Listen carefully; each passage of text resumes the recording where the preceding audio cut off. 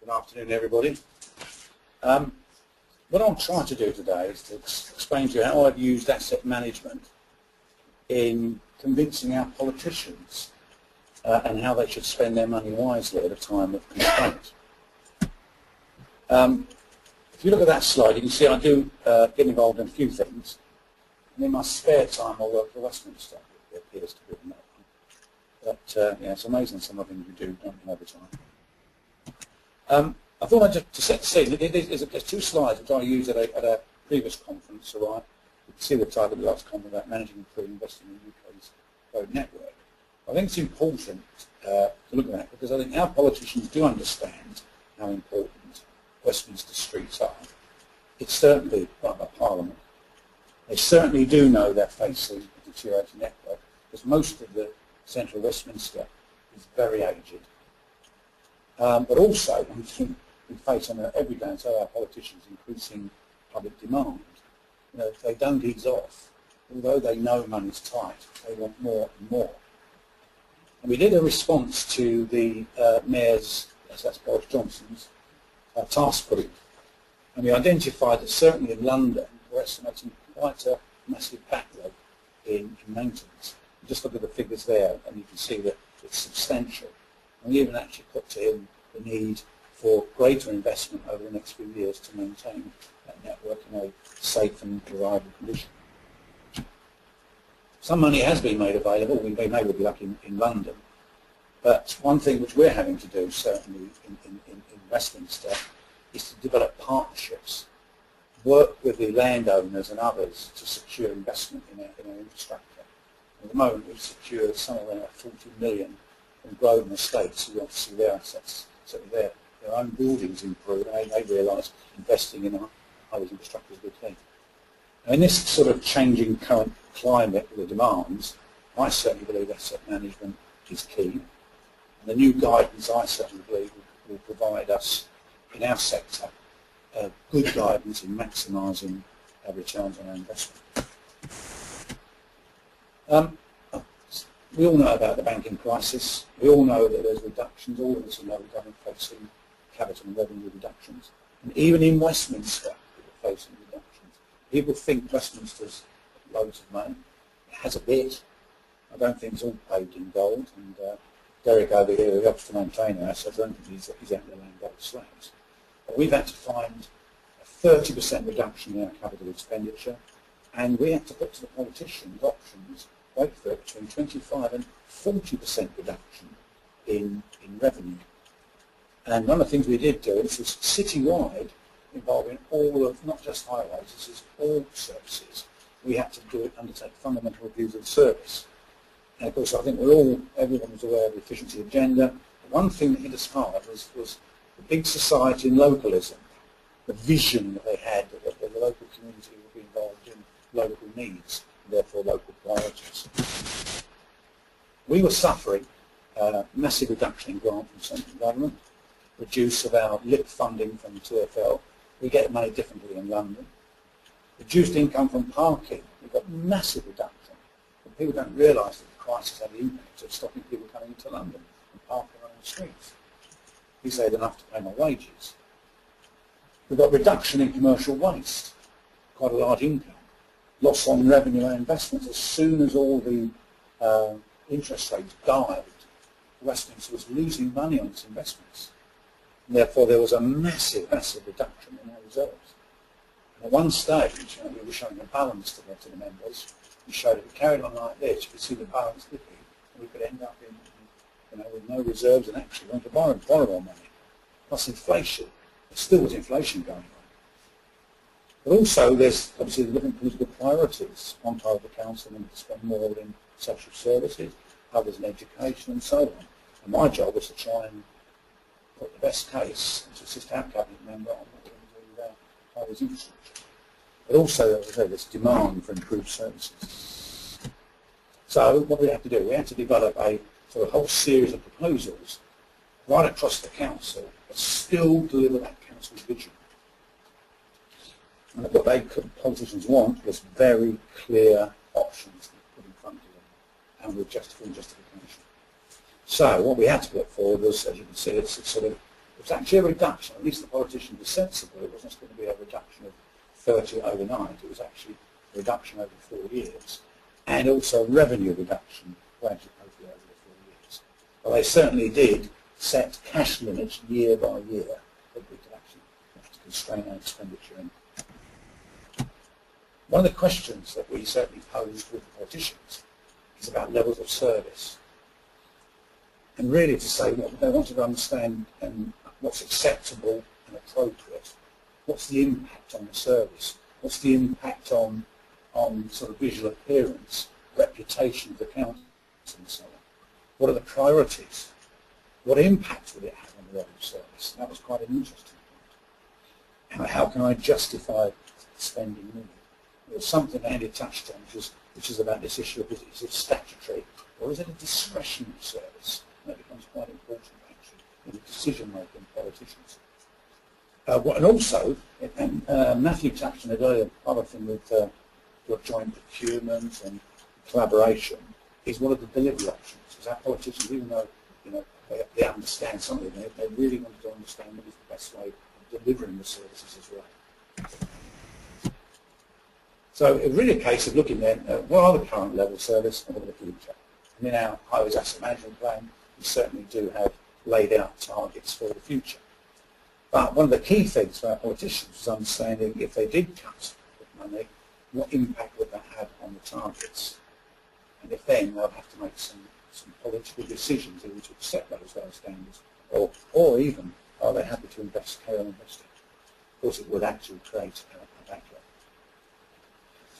However, really it's a case of what is that effect? And this is where we could put in general principle to start with was around what they understood about increased claims on potholes and trips. We've got a very good reputation in Westminster. Last year we didn't have one successful claim against us. Lower satisfaction levels, which impacts obviously on the reputation of the council. And we have a reputation tracker going on, and they can see that instantly the impact of what public thinking. Very, very important in our political decisions. And of course, any increase in future costs. Great to make the saving now, but what impact will that have in the future? It's quite interesting in comparison to Andy's. He had a level 4, 3, 2, 1. We looked at an excellent report. We put it in a way that we felt the public could understand is an excellent service or a poor service.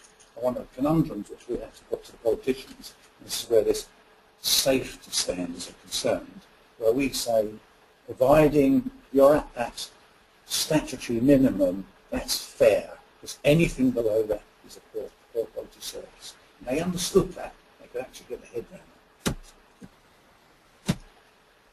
We've developed, and it's around some levels of service. We have our measures. We have what we believe represents excellent, good, fair, poor. We also, on the right-hand side, we have a table of the same measures which set out what our results were and what our forward targets were to be. So they were actually signed up by the politicians quite some time ago. So at least they knew where they originally were trying to go, and that had actual financial plans and forward capital program investment grade and our revenue program. If we try to get over to them, there are two types of service levels. There's those short-term ones, it's the inspection frequencies, intervention levels and so on, response times, as against those longer-term ones. So on the short-term ones, they certainly were aware of how frequently we need to inspect the streets, how we can intervene on the potholes and so on, and how quickly we want to repair, which is quite important. And also what we also want to do is compare against the code of practice. Where do we sit against the code? Because one important thing is, and it's quite interesting what the new guidance may come up to be, is I remember sitting with barristers who actually say these codes of practice and these national documents that come out are all relevant considerations in a court of law, and it wouldn't surprise me in the future where the insurers are going to be looking at all that and are applying these guidance in the right way, because they certainly do for the codes of practice, which we call interest, because they do define a defence against claims. But also one thing which they wanted to do, and it aligns perfectly with the pothole review, like first time. So we got that message over a few years ago. In terms of justifying expenditure, it's our life cycle plans that we produced. We feel they actually provide the robust justification for maintaining assets. And we list out all the activities necessary. And this started with our need to do zero-based budgeting, the blank sheet of paper that you build up to justify every aspect of the service you need to deliver and how you're going to maintain your assets in a safe and valuable condition. But there's always this one conundrum that politicians keep coming back to. What is the statutory minimum? So we have a standard format. I've been doing this for years in terms of the activity, what we're doing, what the activity, the time and the quantity. And those have been tabularised price that we know what our costs will be. So based on that, we actually know the price of our service, and we actually now work. The extra step we had to do for this fundamental service review was to list out all those activities. Are they statutory, discretionary, health and safety requirements, or whatever? So that enabled the politicians to make some decisions. And what they did want, they wanted to go the extra mile, is what was the legal basis for saying it's a statutory obligation. And we had our head of legal having to actually work very hard reading through the Highways Act and the Railway Act of Parliament, and some local bylaws and so on to prove what they were. And within that, we easily determined, and that's what I said, something new there's the baseline that Anne used to know. Also, what we got across is the strong link between capital and revenue expenditure. And clearly, a reduction in footway and carriageway capital expenditure results in a number of things which you'll see on the screen. In terms of, one thing certainly the politicians focusing very quickly was claims and satisfaction, because it is an important thing to them. But of course, it was how can we prove those things? This is where asset management really comes into it. This is just a diagram of some of the trends we actually monitor. Condition of our footways and carriageways over time, two ways of doing it. Graphs, which you can read, you can tell the difference side part. On the left-hand side, as soon as you put in block diagrams in a way, you can actually see it in a different way. It shows one side of an improving footway network and the average sort of steady down carriageway network. Now, friends and Atkins, we work together, and this actually is no different really to the HMEP Lifecycle Planning tool. We developed one in advance of the tool coming out, and we use that to be able to show what the investment needs are and reduction costs and how the impact on our revenue expenditure and so on. So that was very, very useful in terms of determining the different scenarios. Now, in terms of our capital expenditure, we managed to get the politicians to sign up to a prioritisation. That doesn't surprise you to realise they were quite happy for all those externally funded schemes to go ahead, 100% funded elsewhere. But they were very keen to make sure that their vision, their living city priorities were delivered as a key priority. So they had to go. And many of those we had to deliver prior to the Olympics to get the city ready for the influx of visitors and athletes and so on. Of course, clearly we had some committed projects, although we had to undertake value engineering exercises on all of the committed projects to make sure there was any savings we could make. But one thing which was very, very high on their priorities was our programmed capital maintenance, because we were able to prove through with the toolkit we use, plus all the monitoring and just that we need to maintain that in a safe and relevant condition, and the impact it does have on revenue. Also, they were quite happy to invest to save. I was able to save some of about £450,000 a year revenue by investing a 7-year return on our rights initiative.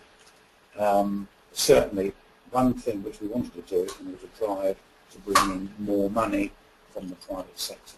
And we're working with Portman Estate, with Crown Estate, with Grosvenor Estate and other big landowners, and our capital programme is around about, I suppose, for investment, could be around about 30 million a year.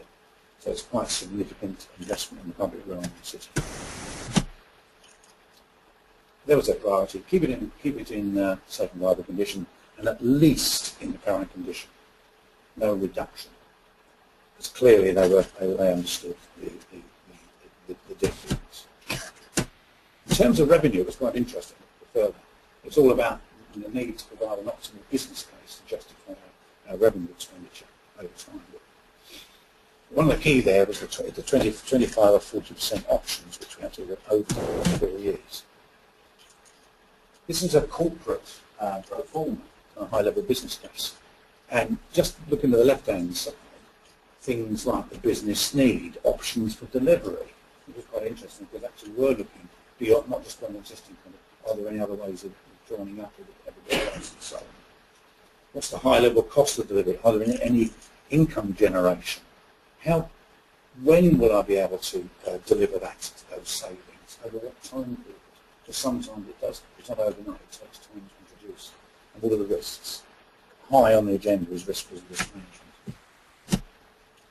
So the options they put forward were those that we could actually do without any service impact. And that could be a mixture with some capitalisation. Because we could actually have, as I said, on the smart lights, which was a capital investment, actually which brought a reduction in revenue, but without any service impact whatsoever. We looked at the frequencies of some of the activities, and the politicians did reduce some of the activities, because on those discretionary elements to be identified through our life cycle planning, and some of the reduction in our revenue, and that was all about reprivatisation. Stopping was the last option. Don't do something, because it had a significant impact on the reputation. The only thing they did do was shut a few public conveniences. Just got to scale a bit. They're the sort of levels of savings I was having to try to find. This is a purely revenue, so for 40% saving, I've actually found nearly £4.6 million out of the budget. In fact, they opted for somewhere between the 25 and 40%, and I have to say that we have delivered those. And that's just one page from my proposals, which sets out what some of the proposals were, whether these were going to the 25% option, and the timescales it would take to introduce, because it's sometimes a step down or whatever, and on the right-hand side of this. In terms of delivery, we've been externalising our services since 1992. We are a commissioning authority. Commissioning, just like was on this slide earlier from asset management, the commissioners are the strategic and tactical thinkers. The delivery options are outside. So it aligns perfectly with our commissioning model. So those who are moving down that path, that gives you the sort of line. We are doing joint working. We are tri-borough in many of our services, libraries, social services and so on. For highways, we're just going for the moment for joined up contracts to get greater buying power and so on. We are actually looking for a single order making London-wide. And at the moment, I think we've got certainly about 30 boroughs signed up for a London-wide contract. Joint working, we work in London through low TAG, low TAM, which is the London Asset Management Board. We do joint procurements already and lots of frameworks. We will be soon working even with Royal Parks and City West Highlands and outside body as well within our contracts. So, that's in conclusion, I think we're all facing the same thing, increasing pressure to justify resources, significant reductions, and I believe there's more to come. It's not stopping. The next review will bring great operating savings. But what we all have to do is to drive out more costs, focus that investment. And certainly, I believe, good asset management can help us justify the resources, show the impact on delivery, and make the best use of what we've got. Life cycle planning, I think, touched on. The deterioration modelling, and I certainly would support that document being produced by HMEP. It certainly will help you all in the what-if scenarios, different investment and management strategies. And the new guidance, I believe, will support us all in that journey towards achieving the benefits of asset management.